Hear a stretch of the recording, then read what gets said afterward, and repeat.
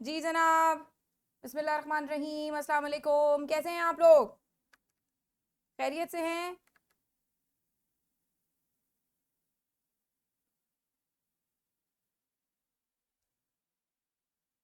चलें जी, good good good good. क्या हमारे साथ आज कोई ऐसा बच्चा है जो कल की क्लास में नहीं था?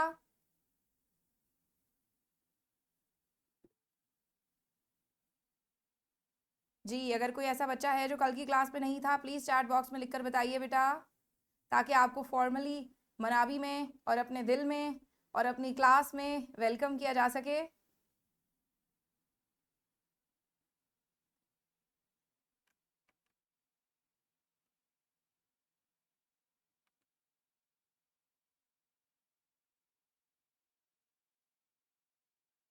जी जनाब, हाशिर हैं? ठीक है जी, हाशिर वेलकम बेटा, welcome to the class and welcome to Manabi and welcome to my heart. जनाब कैसे हैं सब लोग? ज़रा एक बार लेट्स मनाबी हो जाए, कोई मज़ा आए।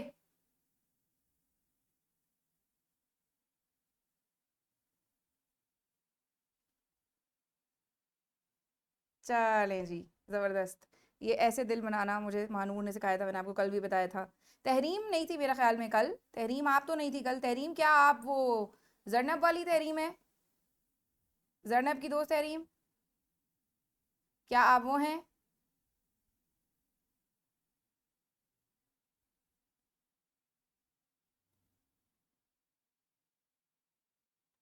जी जनाब, चलें जी, गुड गुड गुड गुड। अच्छा जी, क्या पढ़े थे कल हम? कुछ पढ़ा था? नहीं, कल कुछ नहीं पढ़ा था। कल हमने बस डिस्कशन किया था कि भाई हम कैसे कंपनी लॉ को लेके चलेंगे। राइट, ऐसा ही था एवरीबडी? क्या ऐसा था कि नहीं था?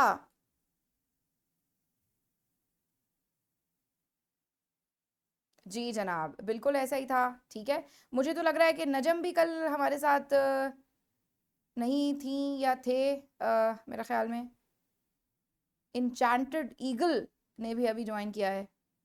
क्या बात है जी, हैं?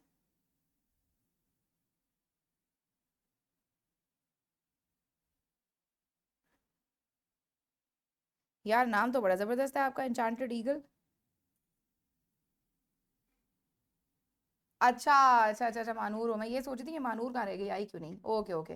तहरीम जो है ना, वो एक और मेरी स्टूडेंट है, वो भी तो मैं आई थॉट वो है। अच्छा नजम आप थी कल? ओके ओके बेटा, ठीक है जी। अच्छा, सो जनाब ज़रा कंपनी का हम इंट्रोडक्शन देख लेते हैं, ठीक है? और कंपनी का इंट्रोडक्शन आज ज़रा देखते हैं, कंपनी की डेफिनेशन देखते हैं, ज़रा देख लेते हैं कि कंपनी क्या होती है। सो जनाब मुझे ज़रा ये बताइए कि क्या आप में से किसी को ये पता है कि कंपनी क्या आप में से किसी को ये पता है कि ऑर्गेनाइजेशंस कितनी टाइप की होती हैं? क्या आप में से किसी को ये पता है कि बिजनेसेस कितनी टाइप के होते हैं? बिल्कुल सही, 3 टाइप के। सबसे पहला बिजनेस कौन सा है? जिसको सोल ट्रेडरशिप कहते हैं या फिर सोल प्रोप्राइटरशिप भी कहते हैं। अब मैं इसको सोल ट्रेडरशिप क्यों कहती हूँ? क्या कोई मुझे बता सकता है कि मैं प्रोप्राइटरशिप क्यों नहीं कहती, सोल ट्रेडरशिप क्यों कहती हूँ? क्या किसी को ये जबरदस्त रीजन पता है एनीवन? कोई भी तुक्का लगाओ मुसलमानों। मुसलमान नहीं भी हो तो भी लगाओ, तुक्का लगाओ मनाबियंस। कोई तुक्का नहीं है? यार सिंपल सी बात है, प्रोपराइटर की स्पेलिंग बहुत मुश्किल है, मुझे याद नहीं रहता ई पहले आता है या आई पहले आता है। तो बस इसीलिए ट्रेडरशिप अच्छा है, इसमें बंदे की इज्जत रह जाती है, बिल्कुल इज्जत सही है। तो इस वजह से सिंपल सी बात है, हम अपनी इज्जत की हिफाजत के लिए ये काम करते हैं, हम सोल ट्रेडरशिप लिखते हैं। तो मैं आपको भी ये मशवरा दूंगी कि आप भी बराए मेहरबानी ऐसी स्पेलिंग्स की तरफ ना जाया करें जो आपको आती नहीं है, ठीक है? मुझे अक्सर ये मिस हो जाता है कि ई पहले आता है या आई पहले आता है। वैसे बताओ यार, ई पहले आता है या आई पहले आता है? Proprietor, E P R O P. अब दफा करो, छोड़ो, कौन करेगा इतना, मेरे से नहीं होता। अब देखो साइंस है, साइंस के अंदर आई पहले आता है तो चलो सही है, ये तो याद है। लेकिन काफ़ी सारी ऐसी भी स्पेलिंग्स हैं जिनके अंदर ई पहले आता है, तो अभी कौन इतना याद रखता फिर? तो बस अपन ने कहा कि दफ़ा करो इसको, ठीक है? हम सख्त लौंडे हैं, हम ऐसे किसी स्पेलिंग से पिघलते नहीं हैं। तो हमने सिंपली कहा कि जी सोल ट्रेडरशिप की बात होगी, ठीक है? तो जनाब सबसे पहली टाइप की ऑर्गेनाइजेशन है सोल ट्रेडरशिप। एक दिन सुबह सुबह ऐसा हुआ कि कौन सा ऐसा बच्चा है जो जोक्स को माइंड नहीं करता? जल्दी बताओ। लड़का, कोई लड़का जोक को माइंड नहीं करता, जल्दी बताओ। दानियाल माइंड नहीं करता भाई। तो दानियाल ने सुबह सुबह डिसाइड किया कि भाई भाड़ में जाए, सीए सीए भी ये नहीं हो रहा, ठीक है? ये भी बेकार चीज़ है, कौन करेगा, छोड़ो, ठीक है? तो हम ऐसा करते हैं कि हम तो जी एक खोलते हैं चाय का होटल, क्योंकि रात को दानियाल और हाशिर दोनों बैठे हुए थे चाय के होटल पे, और घर से अम्मी की कॉलें आ रही थी, तो अम्मी गालियाँ भी दे रही थी। तो एकदम दानियाल ने हाशिर से कहा कि यार कौन सा दिन आएगा जब अम्मी इज्जत करेंगी मेरी, अम्मी गालियाँ नहीं देंगी फ़ोन पे कि घर वापस आओ, मरे रहते हो अपने दोस्तों के साथ। तो हाशिर ने दानियाल से कहा कि यार तू ऐसा कर, ये देख चाय वाला कितना कमा रहा है, अब एक दिन में कितने कप चाय बेचता होगा। क्या ये सही कन्वर्सेशन मैं बिल्कुल बयान कर रही हूँ जो लड़कों के दरमियान होती है रात को चाय वाले के सामने बैठकर? हैं? होती है ना? हाँ मुझे पता है। ठीक है, तो एकदम से दानियाल और हाशिर ने मिलके कहा, हाशिर ने कहा यार चल तू दुकान खोल सुबह, ठीक है, देखिए चाय वाला कितना कमा रहा होता होगा। तो एक दिन ऐसे ही सुबह सुबह दानियाल आए और दानियाल ने अपनी एक दुकान खोल ली चाय की। ठीक, तो ये जो चाय की दुकान दानियाल ने खोली है, दानियाल को किसी से पूछना नहीं है, दानियाल ने किसी को बताना नहीं है, दानियाल अकेले ही इस बिज़नेस को चलाएंगे। दानियाल को इस बिज़नेस को चलाने के लिए किसी की इजाज़त की ज़रूरत नहीं है। तो ये बड़ी अच्छी बात है कि कोई रजिस्ट्रेशन नहीं करवानी, कोई लाइसेंस नहीं लेना, किसी की इजाज़त नहीं चाहिए, किसी से पूछना नहीं है। लेकिन प्रॉब्लम ये है एक सोल ट्रेडरशिप के अंदर कि आपकी लाइबिलिटी अनलिमिटेड होती है। जिसका मतलब क्या है? जिसका मतलब ये है कि कल को अगर ऐसा होता है कि दानियाल के बिजनेस के जो एसेट्स हैं वो इसकी लाइबिलिटी से कम हो जाते हैं, तो फिर क्या होगा? लाइबिलिटी ज़्यादा हो गई, एसेट्स कम हो गए, लेकिन दानियाल को अपने बिजनेस के ये नुकसानात, अपने बिजनेस के ये खर्चे पूरे करने के लिए अपने पर्सनल एसेट्स भी लाने पड़ेंगे और इस आग में झोंकने पड़ेंगे। क्यों? क्योंकि दानियाल के बिजनेस के अंदर मुश्किल ये है, मुसीबत ये है कि इनके बिजनेस में लाइबिलिटी लिमिटेड नहीं होती। ठीक, अब बात कर लेते हैं पार्टनरशिप की। ठीक है, सो ऐसा हुआ कि अचानक से जो है वो आयशा अंदलीब और आयशा शुएब ने ये सोचा कि हम जो है वो, बल्कि एक और आयशा भी क्लास में मुझे कल नजर आई थी, 3 आयशा हैं कंपनी लॉ की क्लास में। मुझे ऐसा लगता है कि मैंने कल तीसरी आयशा देखी है। तीसरी आयशा किधर हो? हाथ हाथ उठाओ। नजर नहीं आ रही अभी तो, कल तो 3 थी वैसे। अच्छा नहीं है वो अभी। ठीक है, सो आयशा शुएब और आयशा इरफान ने सोचा, आयशा शुएब और आयशा अंदलीब ने सोचा कि हम आयशास के नाम से जो है ना वो एक ब्रांड बनाते हैं। ठीक है, और हम पार्टनरशिप पे बनाते हैं। अब इन लोगों को भी किसी को बताना नहीं है, किसी से पूछना नहीं है, इन दोनों ने आपस में पार्टनरशिप की टर्म्स ओरली डिसाइड कर ली और इन्होंने एक ज्वेलरी का स्टोर खोल लिया। सही, अब क्या होगा उसके अंदर? उसके अंदर ये होगा कि अगर उस स्टोर की लाइबिलिटीज उस स्टोर के एसेट से ज़्यादा हो जाती हैं और उस स्टोर के एसेट्स नाकाम होते हैं इस स्टोर की एक्सपेंसेस को पे ऑफ करने के लिए, तो फिर ऐसी सूरत में क्या होगा? दोनों आयशा अपने पर्सनल एसेट्स लेकर आएंगी ताकि इस स्टोर के एक्सपेंसेस को पे ऑफ कर सकें। तो पार्टनरशिप के अंदर भी बिल्कुल सोल ट्रेडरशिप वाली बात है, लेकिन फ़र्क यह है कि सोल ट्रेडरशिप के अंदर एक इंसान होता है कि जो मौत के घाट उतरता है, पार्टनरशिप के अंदर 2 या 2 से ज़्यादा लोग होते हैं जिनको नुकसान होता है। क्या आप इस एक्सप्लेनेशन से एग्री करते हैं? क्या आपने कोई और एक्सप्लेनेशन तो नहीं पढ़ी हुई पहले इन दोनों की? एग्री करते हैं तो जी लिखिए, नहीं करते तो नो लिखिए। जनाब, जनाब, जनाब, क्या मुझे अकाउंटिंग इक्वेशन समझाने की जरूरत तो नहीं है? क्योंकि मैंने आईटीबी में जब ये टॉपिक पढ़ाया था तो पूरी अकाउंटिंग इक्वेशन से समझाया था। आपको तो जरूरत नहीं है ना कि एसेट्स क्या होते हैं, लाइबिलिटीज क्या होती हैं? हैं? चलो अल्लाह का शुक्र है, मैंने कहा अभी कोई कह दे। अच्छा, अब अब हम बात कर लेते हैं। जी बेटा बिल्कुल आयशा, वो भी होती है लेकिन वो उसकी एक टाइप है ना बेटा। जनरल अगर हम रूल की बात करें, देखो हमेशा एक बात याद रखा करो, लॉ के अंदर असूल ये होता है कि लॉ में जो आपकी मेन चीज़ होती है ना, वो आपका जो जनरल रूल होता है ना उसको आप रेफर करते हैं। तो ये जो चीज़ें होती हैं ना, ये एक्सेप्शंस होती हैं। तो बिल्कुल एलएलपी का कॉन्सेप्ट है, लिमिटेड लाइबिलिटी पार्टनरशिप का, और वो बिल्कुल एसईसीबी के साथ ही रजिस्टर की जाती है। वो आपकी बात बिल्कुल 100% सही है। लेकिन जनरल रूल के मुताबिक तो बेटा पार्टनरशिप एक्ट के मुताबिक, जो पार्टनरशिप एक्ट आप लोग बिजनेस लॉ में पढ़ के आए हैं ना, कुछ लोग अभी पढ़ के आए होंगे, कुछ लोगों ने एक अटेम्प्ट पहले पढ़ा होगा। तो पार्टनरशिप एक्ट के मुताबिक तो बेटा पार्टनरशिप की यही डेफिनेशन है ना कि मेंबर्स की लाइबिलिटी, पार्टनर्स की लाइबिलिटी अनलिमिटेड होती है। ठीक है, सो अब हम बात कर रहे हैं तीसरे टाइप के इदारे की, और ये जो तीसरे टाइप का इदारा है इसका नाम है कंपनी। ये जो कंपनी है ये एक लीगल पर्सन है, जैसे कि मैं और आप। मैं एक इंसान हूँ, आप भी एक इंसान है ना, और कंपनी भी एक पर्सन है। लेकिन फ़र्क ये है कि मैं और आप नेचुरल पर्सन्स हैं। क्या है हम लोग? नेचुरल पर्सन्स, ठीक। और कंपनी क्या है? सारे लोग चैट बॉक्स में बताएंगे कंपनी क्या है। लेजर देखिएगा, कंपनी क्या है? लीगल पर्सन, लीगल पर्सन, ठीक है। सो हैं हम दोनों बिल्कुल एक जैसे। और यकीन कीजिएगा कि कंपनी वो सारे काम कर सकती है जो मैं और आप कर सकते हैं। कंपनी अपने नाम पे एसेट्स ओन कर सकती है, मैं और आप भी कर सकते हैं। ये एक अलग बात है कि मैं तो टीचर हूं, हमारी हालत इतनी पतली है कि हम कोई एसेट वैसेट खरीद नहीं सकते, लेकिन you know what I mean. Financial status की बात नहीं हो रही है, लीगल स्टेटस की बात हो रही है, ठीक है एवरीबडी। यार कोई रौनक वौनक लाओ, मेरे मेरे मॉम जोक्स में हंस लिया करो यार, ऐसे बेइज्जती कर देते हो तुम लोग तो। अबे यार मैं नहीं खेल रही फिर ऐसे।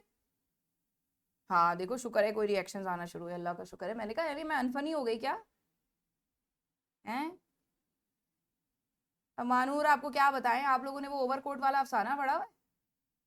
वो अंदर से ऊपर उसने कोट शोट पहना होता है, यहाँ स्कार्फ पहना हुआ होता है, एक बंदा सड़क पे जा रहा होता है, फिर उसका एक्सीडेंट होता है, गिरता है, उसका कोट खोलते हैं, अंदर से फटा हुआ बनियान निकलता है। ठीक है, तो समझ गई आप?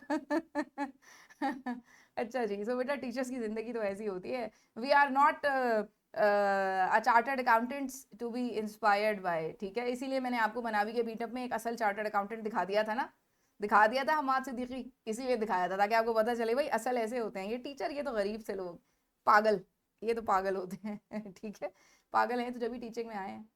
ओके, अच्छा।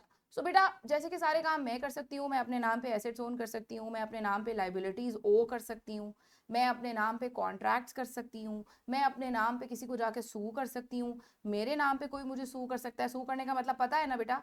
सूट फाइल करना, किसी के खिलाफ केस फाइल करना, किसी के खिलाफ अदालत में शिकायत लेके जाना, पता है ना सू करने का मतलब, ठीक है। तो मैं किसी के खिलाफ सूट फाइल कर सकती हूँ। तो जिस तरह मैं ये सारे काम कर सकती हूँ, बिल्कुल इसी तरह कंपनी भी ये सारे काम कर सकती है। सोल ट्रेडरशिप के अंदर और पार्टनरशिप के अंदर, सोल ट्रेडरशिप वाली जो दुकान है या जो पार्टनरशिप वाली दुकान है, इन दोनों की कोई अपनी हैसियत नहीं है। पार्टनरशिप फर्म जो है वो क्या है? वो अपने पार्टनर्स का ही कॉम्बिनेशन है। तो जब पार्टनर्स मिलके कोई फैसला करते हैं तो कहा जाता है फर्म कर रही है, जब अकेला कोई पार्टनर करता है तो कहा जाता है पार्टनर कर रहे हैं। लेकिन पार्टनरशिप के अंदर दुकान और पार्टनर अलग नहीं है, दे आर सेम। और पार्टनरशिप के ऊपर जो भी आंच आएगी, जो भी उनपे हमला होगा, जो भी अटैक होगा, वो पार्टनर्स के ऊपर पर्सनल अटैक होगा। And same is the case in sole tradership, कि सोल ट्रेडरशिप के अंदर भी जो भी परेशानी आएगी, समझ लो वो उस बंदे पे आएगी जो मालिक है। कंपनी में ऐसा नहीं। कंपनी के जो मालिकान होते हैं वो कंपनी से गैरियत बरतते हैं, वो कंपनी के लिए गैर और कंपनी उनके लिए गैर। कंपनी की स्टैंड अलोन पोजीशन है, कंपनी खुद मुख्तार है। अब मुझे पिछले अटेम्प्ट में एक बच्ची का मैसेज आया कि मैम बड़ी मुश्किल उर्दू बोलती हैं आप। मैंने कहा हैं क्यों? कहती है मैम वो आप खुद मुख्तार बोल रही थी, इसका मतलब क्या है? मैंने कहा यार खुदा के वास्ते, this is a normal term. कोई ऐसा है हमारे यहाँ शहजादा जिसको खुद मुख्तार का नंबर नहीं, मतलब नहीं पता? आयमा को तो नहीं पता, जब ही वो क्राइंग स्माइली भेज रही है। हैं अबीरा, आयशा, अल्लाह अल्लाह अल्लाह अल्लाह अल्लाह अल्लाह। पता है, पता है, शुक्र है सबको पता है, अबीरा आयशा को भी पता है, एमा को भी पता है। Okay good. खुद मुख्तार का मतलब होता है इंडिपेंडेंट, ठीक है।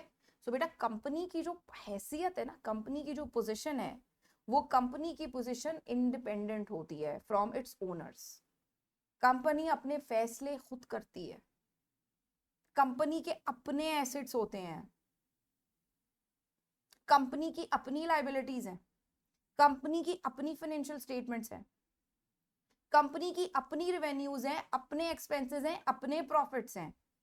तो जो कंपनी के शेयर होल्डर्स हैं, जो कंपनी के मालिकान हैं, जो कंपनी के ओनर्स हैं, उनसे ये कंपनी बिल्कुल जुदा है। इसकी अपनी अलग हैसियत है और इस कंपनी और इसके मालिकान के दरमियान एक पर्दा हायल है। तो कल को अगर इस कंपनी के एसेट्स इसकी लाइबिलिटीज से कम हो जाते हैं, यानी इस कंपनी की लाइबिलिटीज इसके एसेट से ज्यादा हो जाती है, तो ये जो कंपनी के ओनर्स हैं ये घर से कुछ नहीं लाएंगे, ये अपने पर्सनल एसेट्स नहीं लाएंगे, ये मेन फर्क है सोल ट्रेडर पार्टनर और कंपनी के अंदर, सोल ट्रेडरशिप पार्टनरशिप और कंपनी के अंदर, कि कंपनी के अंदर जो लिमिटेड लाइबिलिटी का जो एक कॉन्सेप्ट है, वो कॉन्सेप्ट कंपनी को मुमताज बनाता है। यानी अब मुमताज का मतलब पूछेंगे, मुमताज महल की बात नहीं हो रही है, वो कंपनी को यूनिक बनाता है from other types of business organisations. So company का अपना एक स्टेटस है, कंपनी बिल्कुल मेरी और आपकी तरह है, वो सारे काम कंपनी कर सकती है जो मैं और आप कर सकते हैं। और अभी कोई बच्चा लिखेगा मैम शादी तो नहीं कर सकती, तो शादी नहीं कर सकती, हाँ सही है, ठीक है। सो लेवल जो है ना, लेवल वो सबके निकलेंगे, सही है, समझ रहे हैं मेरी बात। सो आपकी बात बिल्कुल सही है कि कंपनी जो है वो शादी नहीं कर सकती, चलो अच्छी बात है, लेकिन शादी तो सर उमैर भी नहीं कर रहे, तो फिर कंपनी और सर उमैर में क्या फर्क रह गया? बर्तन भी नहीं धो सकती महानूर, महानूर के दिल का गम निकला है लगता है। हाँ, बर्तन धोते हुए नेल्स टूट जाते हैं ना, इसलिए बहुत गम होता है लड़कियों को बर्तन धोने का।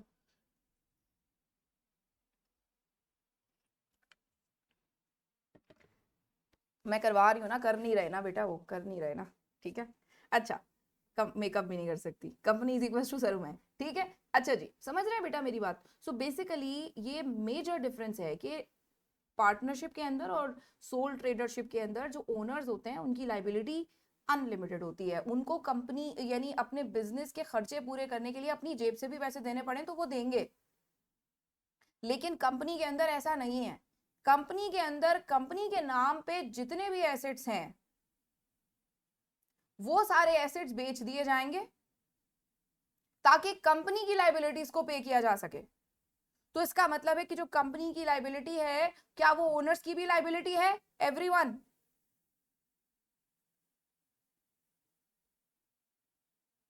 शाबाश। और जो कंपनी के एसेट्स हैं, क्या वो ओनर्स के भी एसेट्स हैं? नहीं। तो जब एसेट्स मेरे नहीं हैं, जब लाइबिलिटीज मेरी नहीं है, तो मैं उनको पे करने के लिए लेके क्यों आऊं? ये तो वही वाली बात हो गई ना कि अब कोई इसको पर्सनल एक्सपीरियंस ना समझे, ये मजाक है सिर्फ, ठीक है। कि बहू जो है वो सास से कहती है जब घर मेरा नहीं है, आपका है, तो काम भी आप ही करें, मैं क्यों करूं? मतलब ये पर्सनल एक्सपीरियंस बिल्कुल नहीं है, ठीक है। कोई ऐसे लोग कहते हैं जी मैम की ससुराल में लड़ाई होती है, नहीं ऐसी कोई बात नहीं है, मेरी बहुत इज्जत है अपनी ससुराल में अल्हम्दुलिल्लाह, समझ रहे हैं बेटा। तो जब जब कुछ भी मेरा नहीं है तो फिर मैं क्यों लेके आऊं? तो जो ओनर्स हैं, जो शेयर, जिन ओनर्स को बेसिकली कंपनी की जबान में क्या कहते हैं, कोई बताएगा? ओनर्स को कंपनी की जबान में क्या कहते हैं?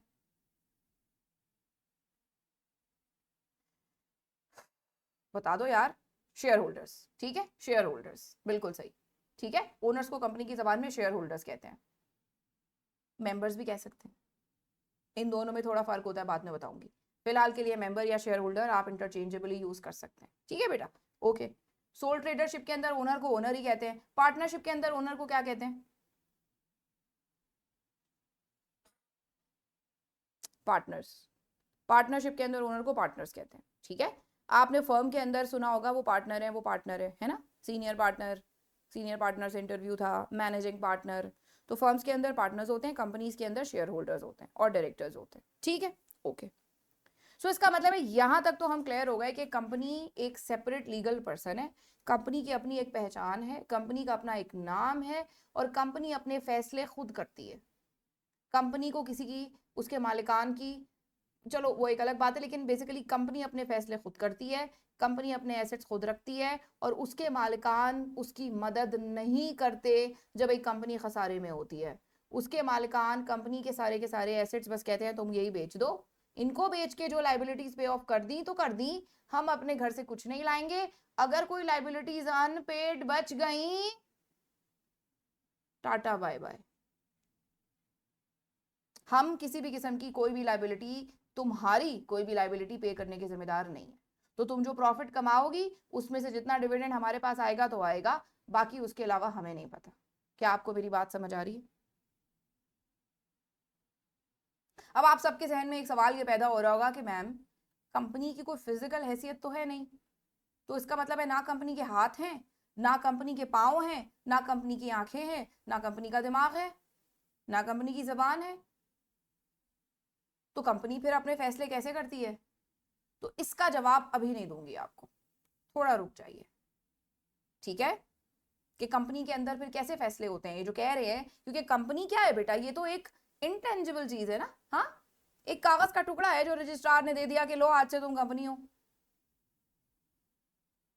सोल ट्रेडरशिप में तो आपने कहीं रजिस्टर नहीं करवाया था, पार्टनरशिप में भी आपने कहीं रजिस्टर नहीं करवाया था, कंपनी को तो आपने रजिस्टर कराया था ना रजिस्ट्रार के पास जाके, एससीसीपी के पास जाके। उसने आपको एक सर्टिफिकेट ऑफ इनकॉर्पोरेशन दिया था कि ये लो जी मुबारक हो, आज से आप लोग एक कंपनी है। तो कंपनी तो वही एक कागज है। अब इस कागज के पास दिल दिमाग तो है नहीं।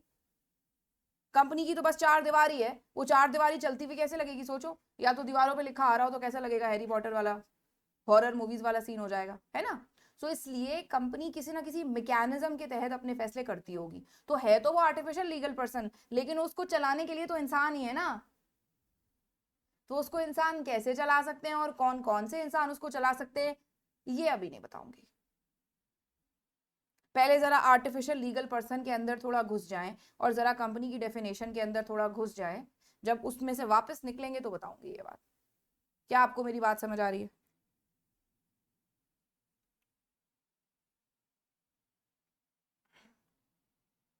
जनाब आगे बढ़ते हैं। कंपनी की डेफिनेशन कहते हैं कंपनी क्या है।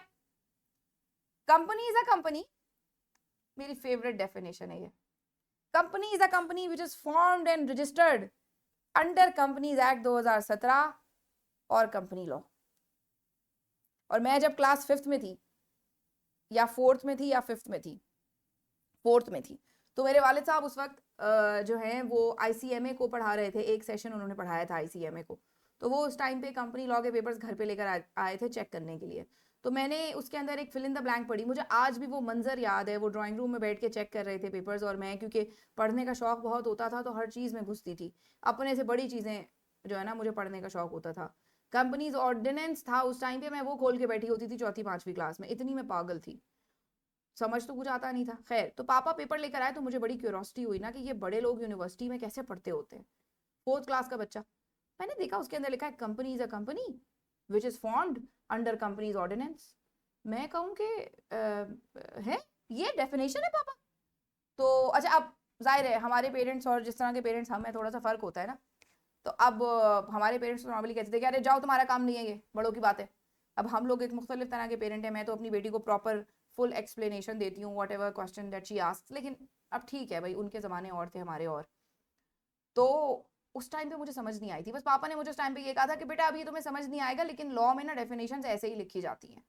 और जब मैं अब लॉ दोबारा पढ़ाना शुरू किया है तो मुझे समझ में आया कि वाकई लॉ में डेफिनेशन इसी तरह लिखी जानी चाहिए। क्यों? आपको बता दिया कि हो सकता है कोई अपने आप को कंपनी बोले। केपीएमजी का नाम क्या है? बताओ। केपीएमजी के नाम में आगे को लगता है? केपीएमजी तासीर हादी एंड कंपनी, केपीएमजी तासीर हादी एंड को, एवरीवन। या फिर आपने पढ़ा है एक अभी वो एक हिजाब की वेबसाइट है, उसका नाम है द हिजाब कंपनी। ये हिजाब सर के मिलते हैं, उस उधर वेबसाइट है हिजाब कंपनी। ठीक है। इसी तरह कभी आप लोग वो कचहरी वाली साइड पे F8 अगर गए हैं, जो बच्चे इस्लामाबाद में रहते हैं, तो वहां पे आपने देखा होगा कि उनके जो लॉयर्स हैं उनके नाम इसी तरह लिखे हुए होते हैं, XYZ एंड कंपनी। हाँ, तो ये क्या है फिर? हमें तो पता है ना कि लॉयर्स और चार्टर्ड अकाउंटेंट सिर्फ फर्म्स बनाते हैं, कंपनी नहीं बना सकते, लेकिन अपने नाम में तो कंपनी लिख रहे हैं। इसलिए लॉ ने ऐसी डेफिनेशन दे दी कि लॉ ने ये कहा कि अगर कोई अपने नाम में कंपनी लिख भी ले तो सिर्फ मोर के पर लगा लेने से कबूतर मोर नहीं बन जाता।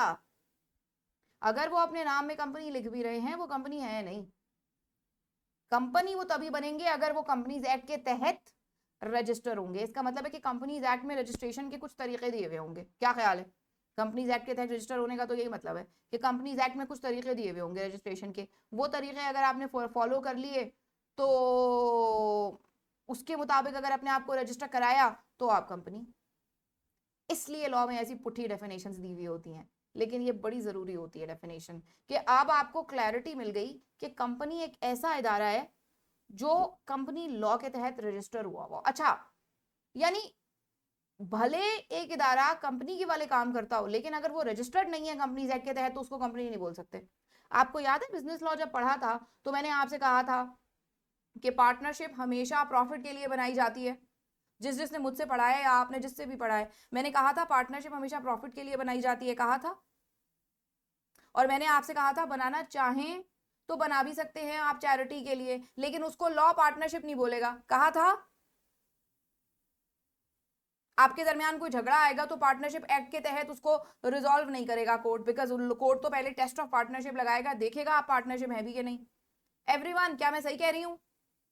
वो टेस्ट ऑफ पार्टनरशिप जो 5 थे, तो बिल्कुल ऐसा ही कंपनी में भी है कि अगर कोई अपने नाम में कंपनी लगा ले तो भी वो कंपनी नहीं है, अगर कोई कंपनी वाले सारे काम करता हो फिर भी वो कंपनी नहीं है। So you have to register yourself under companies act and you have to follow the procedure that is told by companies act. Companies act 2017 and company law, अब ये दो अलग अलग बातें आ गई। कंपनीज एक्ट 2017 तो वो है जो कि पाकिस्तान में इस वक्त एग्जिस्टिंग लॉ है, करंट, कि जो पाकिस्तान में मौजूद सारी कंपनीज पे लग रहा है और पाकिस्तान में मौजूद सारी कंपनियां उसको फॉलो करती हैं। लेकिन सवाल ये पैदा होता है कि ये तो 2017 में आया है, इसको आए हुए कितने साल हुए? 7 साल। तो जो कंपनियां 7 साल से पहले रजिस्टर हुई थी, क्या उनको अब हम कंपनी ना माने? क्या एक नया लॉ आ जाता है तो पुरानी सब चीजें खत्म हो जाती हैं? जी सरकार, हाँ या ना, कुछ तो बोलिए। नहीं ना? वैसे तो आपको पता है ना, वो अब एक ना हाँ या ना नहीं है, अब नया डायलॉग है हाँ के हाँ। वो पता है आपको, वो नई वाली मूवी आमिर खान के बेटे की जो आई थी, यार मुझे तो बहुत अच्छी लगी थी वो मूवी, आई लव्ड इट। देखी है किसी ने? I just love that women, she is amazing. मतलब उफ, क्या खूबसूरत, मतलब उसकी एक्टिंग लगती ही नहीं है कि वो एक्टिंग करी है। उसका नाम क्या है भाई? भाई कोई बताओ उसका नाम क्या है? महाराज या महाराजा, दो दो के दो साथ साथ लिखे हुए थे, पता नहीं कौन सी वाली है। हाँ, मामा मासी का तो फर्क है। I just love that women, मतलब शी इज जस्ट अमेजिंग, लगता नहीं है कि वो एक्टिंग कर रही है, वो बिल्कुल इतनी नेचुरल है वो, शी इज अमेजिंग। अच्छा जी। सो अभी बहुत सारे लोग कहेंगे मैम अबाया पहन के मूवीज देखती हैं, तो यार क्या अबाया वालों का दिल नहीं होता क्या? दिल तो पेशवा के पास भी है। ठीक है, अच्छा। सो वापस आते हैं। सो इसका मतलब है अबीरा ने ये डायलॉग पकड़ लिया, अबीरा को पता है कौन सी फिल्म का डायलॉग है, अबीरा को भी पता चल गया है, ठीक है, ओके। अच्छा, सो यार, कंपनीज एक्ट 2017 के तहत जो कंपनियां रजिस्टर हुई हैं वो तो कंपनियां हैं ही, लेकिन जो उससे पहले रजिस्टर हुई हैं वो भी कंपनियां हैं। तो अब लॉ ने बता दिया कि जो जो कंपनियां कंपनी लॉ के तहत रजिस्टर हुई हैं उनको कहा जाएगा कि वो कंपनियां हैं। अब बेटे सवाल ये पैदा होता है कि फिर कंपनी लॉ क्या है? इसका मतलब है इसकी डेफिनेशन भी हमें पढ़नी पड़ेगी। हाँ, पढ़नी पड़ेगी, पढ़नी पड़ेगी, ओके। अब यार इसकी डेफिनेशन जब हमें पढ़नी है तो वो डेफिनेशन भी तो कंपनी लॉ में दी हुई होगी ना, कंपनीज एक्ट में दी हुई होगी, बिकॉज आज का जो एग्जिस्टिंग लॉ है वो है companies act. Companies act company law को कुछ ऐसे डिफाइन करता है, वो कहता है कंपनी लॉ के अंदर ये 4 लॉ आते हैं। सबसे पहला है रिपील्ड कंपनीज एक्ट 1913, मेरे तो दादा भी पैदा नहीं हुए थे जब, ठीक है। रिपील्ड कंपनीज एक्ट 1913 एक कंपनीज एक्ट था जो 1913 में बना था, जब यूनाइटेड इंडिया था, जब पाकिस्तान नहीं था, पाकिस्तान की पैदाइश से पहले ये एक्ट बना था जो कि कंपनीज को गवर्न करता था, गोरों ने बनाया था। लेकिन अब ये एक्ट रिपील हो गया है। रिपील का क्या मतलब है बेटा? रिपील का मतलब है अब ये एक्ट खत्म हो गया है। इसका मतलब है कि अब एक नया लॉ आ गया है जिसने इस एक्ट को खत्म कर दिया, रिपील कर दिया, उठा लिया, खुरच लिया, ठीक। उसके बाद दूसरा लॉ जो कि पाकिस्तान में बहुत लंबे टाइम चला, बहुत लंबे टाइम, और मैंने भी यही पढ़ा था एज अ स्टूडेंट, मैंने भी कंपनीज ऑर्डिनेंस ही पढ़ा था। और कंपनीज ऑर्डिनेंस कौन सा? 1984 का। बचपन से अपने घर में भी देखती आई, क्योंकि वालिद साहब एससीसीपी में थे, रजिस्ट्रार थे, और ऑब्वियसली घर में हर वक्त कंपनीज ऑर्डिनेंस ग्रे कलर की वो ऐसे सलाम की किताब हुआ करती थी, और बचपन से उसको खोल के भी देखने की कोशिश करती थी, समझ कुछ नहीं आता था, लेकिन अच्छा लगता था देखने में वो किताब मुझे। और अब तो मैं आपको बता नहीं सकती कितना प्यार है मुझे इससे। तो कंपनीज ऑर्डिनेंस 1984 के तहत जो कंपनियां बनी वो भी कंपनियां हैं, ठीक है। उसके बाद कंपनीज ऑर्डिनेंस एक और आया था 2016 में। बेसिकली जब लॉ बनाया गया ये कंपनीज एक्ट, तो उस टाइम पर एससीसीपी को ये दिया था। बिजनेस लॉ में हम डेलीगेटेड लेजिस्लेशन पढ़ के आए एवरीबडी? हाँ, डेलीगेटेड लेजिस्लेशन पढ़ के आए हैं ना, ठीक है। सो क्या होता है बेसिकली, डेलीगेट कर देती है पार्लियामेंट अपनी पावर किसी इदारे को, हाँ, तो पार्लियामेंट ने कंपनीज एक्ट बनाना था, इनको क्या खाक समझ आनी है कंपनी लॉ की, सारे तो जाहिल बैठे होते हैं। तो अबे यूट्यूब पे जाएगा ये लेक्चर, नहीं नहीं सब बहुत जबरदस्त, पाकिस्तान जिंदाबाद, मैं ब्लीड ग्रीन, ब्लीड ये सॉरी सॉरी। तो पार्लियामेंट में इतने ज़्यादा ज़बरदस्त पढ़े लिखे लोग होते हैं, तो वो चाह रहे थे कि वो इतना टाइम ना वेस्ट करें लॉ शॉ बनाने में, तो उन्होंने ये काम फाइनेंस मिनिस्ट्री को दे दिया। उनको और बड़े काम होते हैं, बिजी इतने लोग, पूरा मुल्क चलाना होता है ना उनको, सही है। ओके, तो अब क्या हुआ कि उन्होंने ये काम फाइनेंस मिनिस्ट्री को दे दिया, फाइनेंस मिनिस्ट्री ने फिर ये काम दिया SECP को। जाहिर है SECP से बेहतर कौन लॉ बना सकता था, securities and exchange commission of Pakistan, तो उनको ये काम दे दिया। और उसके बाद फिर उन्होंने ये लॉ बनाया, जब ये SECP के पास आया तो उन्होंने ये लॉ बनाया। मेरे जो वालिद साहब हैं, अल्लाह ताला उनको सेहत के साथ लंबी ज़िंदगी ने, वो इसके टीम के अंदर बहुत क्रूशियल मेंबर थे जब कंपनीज एक्ट बनाया गया, और बहुत मेहनत उन्होंने इसके अंदर लगाई। तो हुआ ये कि जब ये बन गया ना लॉ, तो 2016 में इन्होंने ऑर्डिनेंस लाने की कोशिश की। अब आप सारे लोग बिजनेस लॉ पढ़ के आए हैं, आपको पता है ऑर्डिनेंस और एक्ट में क्या फ़र्क होता है। ऑर्डिनेंस जल्दी आ जाता है ना। और देखो यार, सिंपल सी बात है, जिसने मेहनत करके लॉ बनाया है ना, उस टाइम पे इसाक डार साहब थे, जिसने मेहनत करके लॉ बनाया वो तो यही चाहेगा कि हमारी टर्म में ये लॉ आ भी जाए। जाहिर है, why would I give the all the credit, why would I give all the credit to the other person, to the new government. Simple बात है, इसमें कोई बुरी बात नहीं है। तो इन्होंने क्या कहा, इन्होंने कहा यार ऑर्डिनेंस ले आते हैं सदर के जरिए ना 2016 में। तो इन्होंने सदर से साइन करा लिया, उस टाइम पे वो थे ना ममनून हुसैन, तो उन्होंने सदर से साइन करवा लिया और उसके बाद वो उसको ले आए ना पार्लियामेंट के अंदर अप्रूव कराने, बिकॉज आपको पता है ना 120 दिन के अंदर अंदर ऑर्डिनेंस का पार्लियामेंट से अप्रूव होना भी जरूरी है, पता है ना। तो अब वो जब लेकर आए ना, तो वो पार्लियामेंट से अप्रूव ना हो पाया 2016 वाला ऑर्डिनेंस, और वो लैप्स हो गया। ठीक है, अब जब वो लैप्स हुआ तो वो 120 दिन तक तो रहा होगा ना बेटा, क्या ख्याल है। तो क्या 120 दिन के अंदर कंपनियां पैदा नहीं हुई होंगी।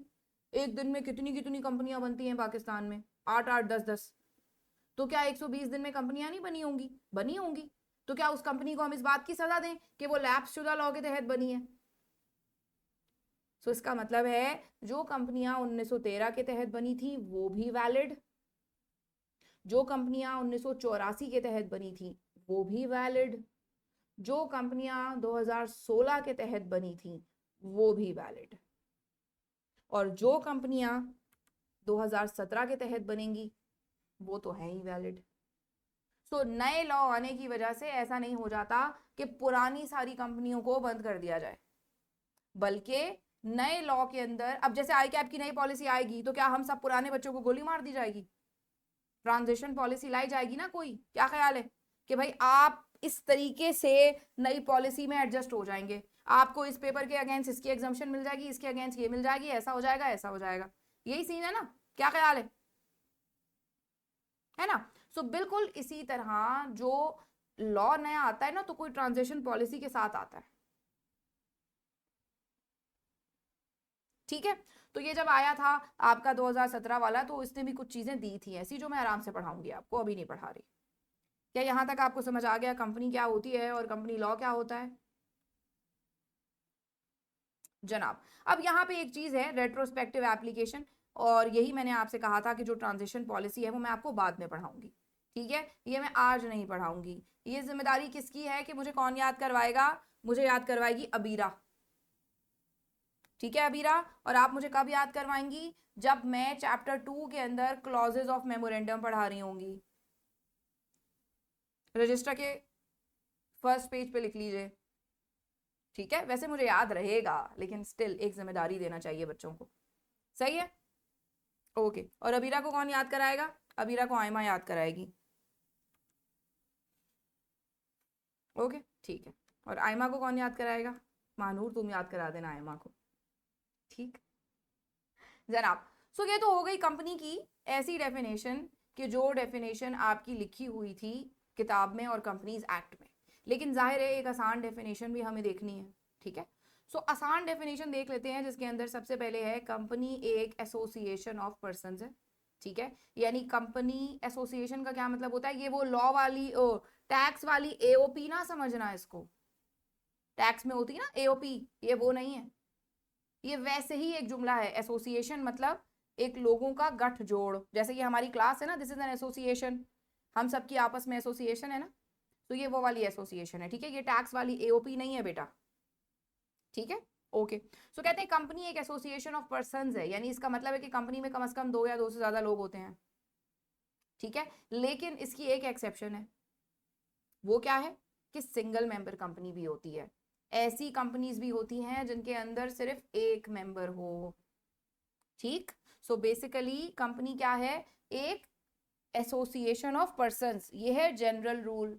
अभी अभी बताया था ना बेटा मैंने आपको कि एक जनरल रूल होता है, फिर उसकी कोई एक्सेप्शंस होती हैं।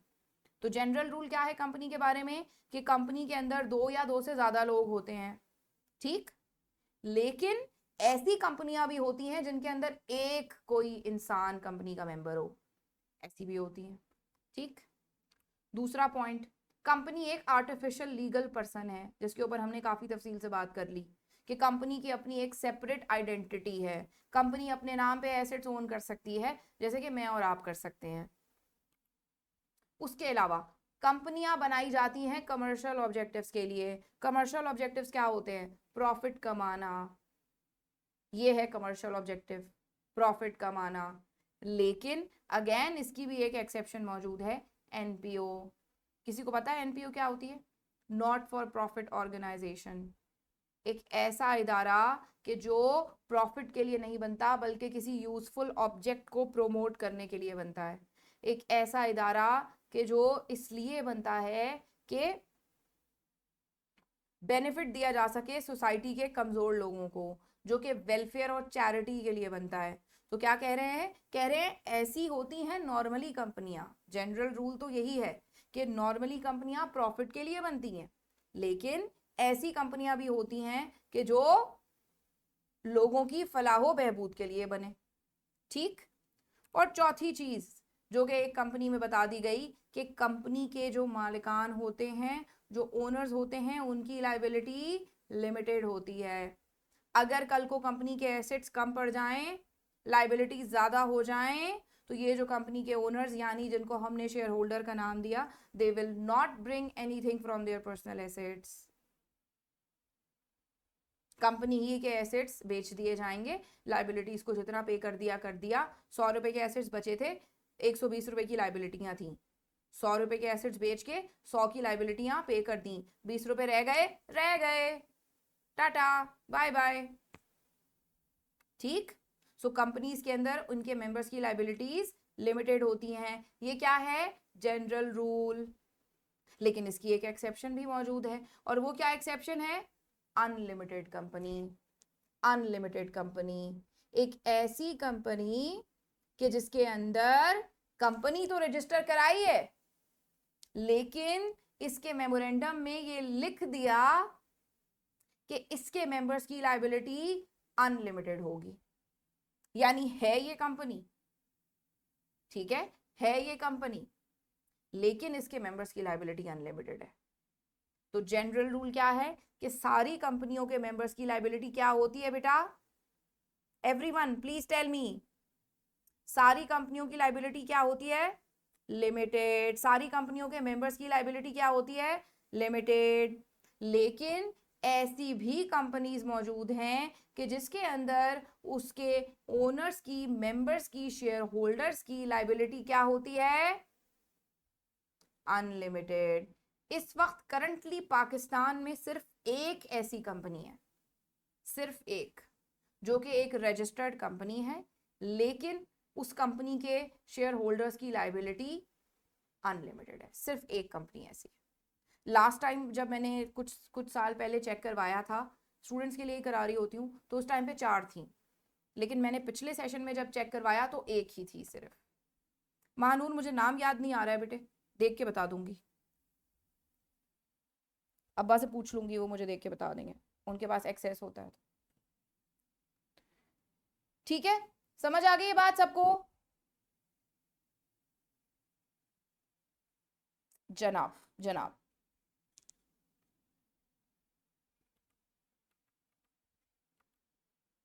जी, सो अभी जरा देख लेते हैं कि जो बातें मैं गप में कर रही थी, बेसिकली हमने क्या क्या कवर कर लिया है। क्या हमने टाइप्स ऑफ बिजनेसेस कवर कर ली, soul tradership, partnership, company cover कर लिया, बिल्कुल कर लिया।